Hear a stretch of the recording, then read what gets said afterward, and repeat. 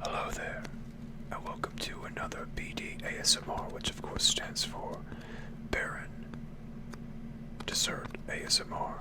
What else could it stand for? Today I'm going to be complaining about Star Trek. So there's a new show on television called Star Trek Discovery. And if you've been on the internet, you'll know that a lot of people really don't like it.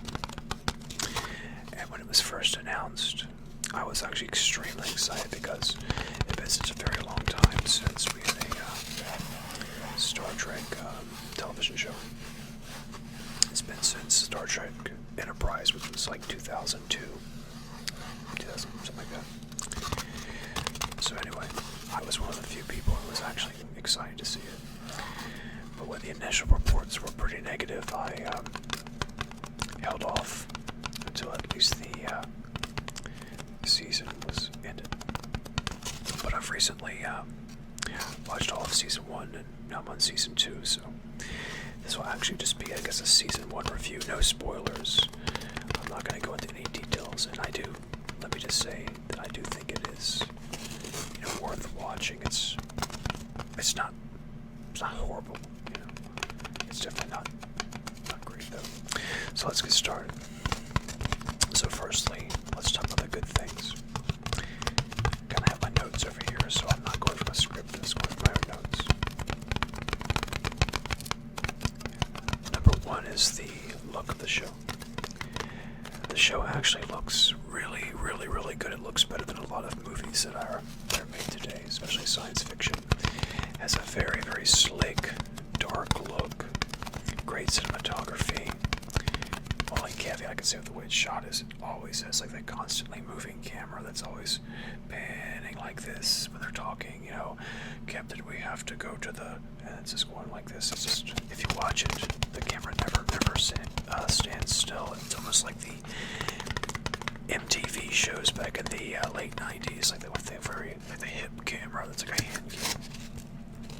So, yeah, a great looking show. Set design I think is good. A lot of people don't like the way Discovery itself looks, but I think the ship design looks cool.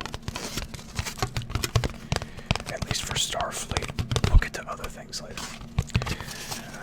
More good things. Some really good characters. Georgiou I think is great. Tilly is awesome. Saru is awesome. Stannis is okay. Lorca's great. And the Klingon hybrid. Well, I'm not going to tell you who that is, but cool character. I guess that's semi-spoilers, I guess.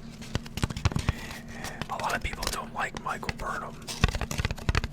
A lot of people really don't like Michael Burnham, but I actually like Michael Burnham. I think she's a flawed character, which at first she kind of seems just like a perfect character, and it's very annoying.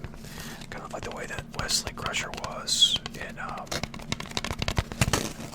Next Generation. But as the series kind of went on, she's arrogant, and the arrogance kind of is her downfall. So, yeah, cool character. I really like the episode with Mud. I think he's a great character. There's, I guess, two episodes in the first season with him. Really great. And the episode, again, I don't want to give away too many spoilers. I'm not going to say anything that's going to ruin, like, the plot to you or anything. But the one episode where Mud is predominantly shown, kind of like the Mud episode, I think is the strongest of the first season by far. Okay, we've now exhausted all of the positive things that I wrote down. Some decent characters. Like, I really don't hate any character, which is what I thought I would do. I really thought I just disliked so many of them. But yeah, all the characters are okay. They're not fantastic, but they're not terrible. Some decent episodes. Great look of the show. But now the bad stuff. To counteract the great look of the show is the terrible look of the Klingons. The Klingons look horrible, just horrible. The way they act is not only stupid, but it's unlike any of the way that Klingons have acted in the past. In fact, they could have been a completely different alien species. You could have called them Klingons or something. And it would have been just, it wouldn't have changed anything because they behave so unlike Klingons that it just didn't matter. It really just, it made no sense why they did that. The show has moved away from episodic-based television. Like each episode is kind of its own thing, like a mock time in TOS, or like anything except for a couple of the dual parts in Next Generation. And it's moved to longer arcs. Basically, there's only 3 or 4 like episodes, you could say, in Discoveries for a season, and they're just split over like 3 or 4 episodes apiece. Again, I can't really say much without spoiling a lot of the show, but it's more akin to like the Breaking Bad or Game of Thrones type of television than it is to like Next Generation episodic TV. Also, now this is a mild spoiler, but odds are you've heard about this. It's not going to ruin your experience, but the spore drive itself, I won't go into what it does because it wasn't in the spoilers that I read before I saw it. But yeah, there's a new kind of propulsion that they're using in Discovery. And the thing is, if this was on a non-Star Trek sci-fi, something like The Expanse, for example, or Farscape, or Stargate, or Battlestar Galactica, or Firefly, anything else, it was its own thing. It wouldn't be that terrible. It just would not be. It'd be kind of interesting. It's not a terrible idea. It's really, really not a terrible idea. It's just on Star Trek. It's completely incompatible with anything that you've seen before. And it makes you think, why did they use this technology later if they had this before? Before like transwarp drive. Why would they bother with transwarp drive for so long, especially in stuff like in well, anyway, I'd be ranting too much if I keep going about this. Yeah, so basically Klingons are ruined, move from episodic TV to larger story arcs. Spore drive, what else? Here we go.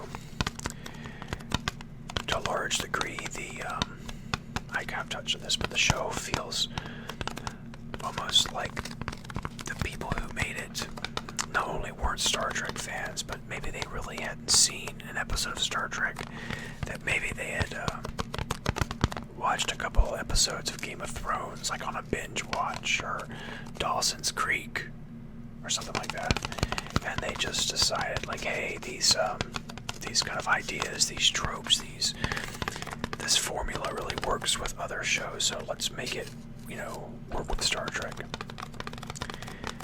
And that's kind of why I think that so many people are so angry. When the show initially came out, I think a lot of people were more upset that they had moved with Michael Burnham as more of a central character. And as the season goes, especially as you go to season 2, they kind of back off on that. Which is, it is a little bit annoying. But I think the other points are, to me, larger. The non-episodic TV and just the feel of the show is different. It feels more like I'm watching like a mid-2000s teen like drama than watching a Star Trek show, especially when they get into like the romance things that you'll see. It doesn't make any sense at all. They just, to the people who've watched this show, or people who wrote this show, have they ever seen the way humans interact? It's just bizarre. And the more I think about them, the more confusing it is. I think that a lot of people are very, very angry. Very, very, very angry, but I just came off more confused with it. The decisions they make just don't really make any coherent sense. It's like the TOS is original series is fantastic because of the great characters it makes. And Next Generation is great because of the characters it makes and the stories they tell. In the same way that a sitcom like Seinfeld is great because of the characters. You know, it's not the scenario. It's not the scenario. It's the characters and their relationship and the coherent places and situations, or the coherent way they react to a situation. You know, that's why you have a believable character in, like, say, Worf, or a believable character in Spock, or a believable character in Jodie LaForge and Data, the way that Jodie LaForge and Data worked together. Or even a coherent character in someone like Cisco, or even O'Brien, though I've never been a fan of O'Brien, like in Deep Space Nine. Or in anything in Voyager. You know, Voyager wasn't the greatest, but yeah, it's really, really hard to do anything with Discovery except for saying it looks great, you know, but special effects don't really make a show, you know. I guess that's another point, the same criticism you can have for the recent Star Wars films. But it's like they thought that the thing that people who like Star Trek like are all the spaceships and the explosions, you know, but you know, I don't think that's true. I think that what Star Trek fans like are interesting situations and good characters, and, you know, science fiction. You know, science fiction isn't just people running from explosions and blowing up the bad guys, but that's pretty much what Star Trek Discovery has become, so. Okay, so that's spoiler-free as best I can make it. A little overview of some thoughts going around my head. I may make some more videos like this. I might make a more in-depth video on my regular gaming channel. But, yeah, thank you for watching.